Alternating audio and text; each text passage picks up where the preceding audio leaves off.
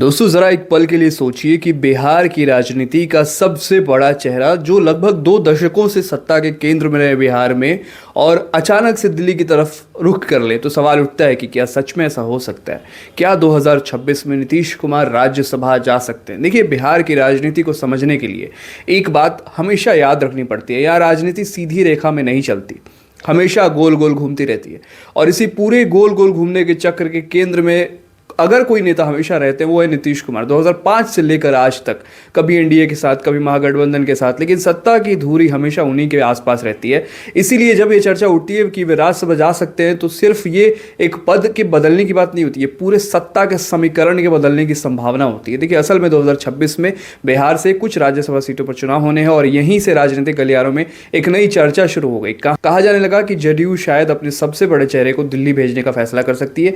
राजनीति में यह नया प्रयोग नहीं है। कई बड़े नेता अपने राजनीतिक करियर के अंतिम चरण में राज्यसभा के रास्ते राष्ट्रीय राजनीति में सक्रिय होते हैं, लेकिन नीतीश कुमार के मामले में ये कहानी थोड़ी अलग है, क्योंकि वे सिर्फ एक नेता नहीं है, वे बिहार की सत्ता का केंद्र है। अगर वे सचमुच राज्यसभा जाते हैं तो इसका पहला और सबसे बड़ा मतलब यह है कि उन्हें मुख्यमंत्री पद छोड़ना होगा और असली राजनीति शुरू होगी, क्योंकि यह सवाल उठेगा कि बिहार का अगला मुख्यमंत्री फिर कौन बनेगा। क्या जदयू का कोई नेता ये कुर्सी संभालेगा या फिर बीजेपी इस मौके को अपने लिए इस्तेमाल करेगी।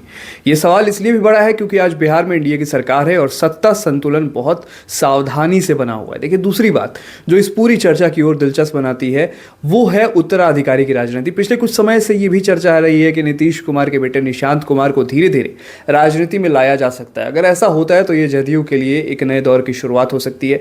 भारतीय राजनीति में यह नया नहीं है कि नेता अपने राजनीतिक उत्तराधिकारी तैयार करते हैं, लेकिन नीतीश कुमार थोड़े अलग है। नीतीश कुमार की राजनीति हमेशा थोड़ी अलग रही है, इसलिए लोग ये भी सोच रहे हैं कि क्या वे सच में इस रास्ते पर चलेंगे। अब एक दूसरा पहलू भी समझिए कि नीतीश कुमार की पूरी राजनीतिक ताकत बिहार से आती है। दिल्ली की राजनीति में जाना सम्मान की बात जरूर हो सकती है, लेकिन असली ताकत वहीं होती है जहां जनता का सीधा जनादेश मौजूद हो।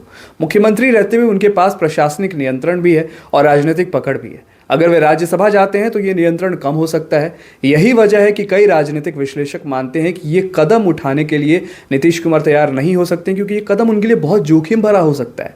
इसके अलावा एक और महत्वपूर्ण सवाल है कि क्या जदयू इसके लिए तैयार है। पार्टी का पूरा ढांचा अभी भी काफी हद तक नीतीश कुमार के नेतृत्व पर टिका हुआ है। अगर वे अचानक सक्रिय राज्य की राजनीति से पीछे हटते हैं, थोड़ा भी पीछे हटते हैं, तो पार्टी के अंदर नेतृत्व की लड़ाई भी शुरू हो सकती है। लेकिन राजनीति में संभावनाएं हमेशा खुली रहती है।